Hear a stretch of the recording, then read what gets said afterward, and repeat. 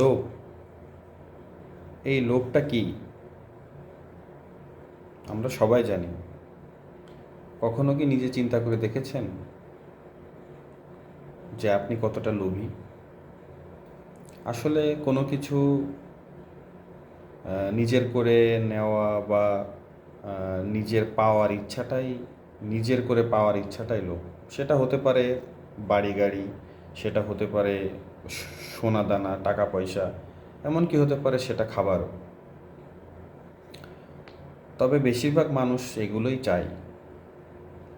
আমরা সাধারণত আমাদের যদি কেউ বলে যে তুই অনেক লোভী, কেউ একজন বলল, তো এটা আসলে আমরা নিজেরা খারাপ চোখে দেখি যে ও আমাকে লোভী বলল, বা এটা অনেক ক্ষেত্রে দেখা যায় যে এটা গালির মতনই শোনায় যে লোভী। আহ, কিন্তু লোভের একটা দিক ভালো আছে। আমি যেটা মনে করি যে লোভ আপনাকে সফলতার দিকে নিয়ে যায়।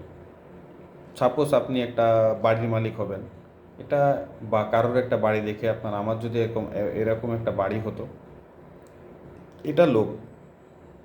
আপনি যদি ওই লোভটাকে কাজে লাগিয়ে নিজেকে যদি ওই পর্যায়ে নিয়ে যেতে চান, সেক্ষেত্রে আপনাকে এই লোভটাকে আমি বলবো যে পজিটিভ। কিন্তু নিজের স্বার্থের বাইরে যে কোনো কিছু চাওয়া বা পাওয়া, এটা আসলে খারাপ দিকেই নিয়ে যায়। তো আপনাকে ওটা চিন্তা করেই চলতে হবে।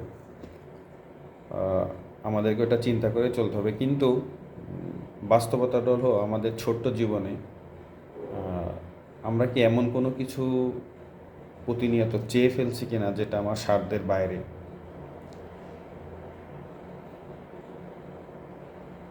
তো অনেকেই বলতে পারেন যে এটা নীতি কথা, জ্ঞানের কথা।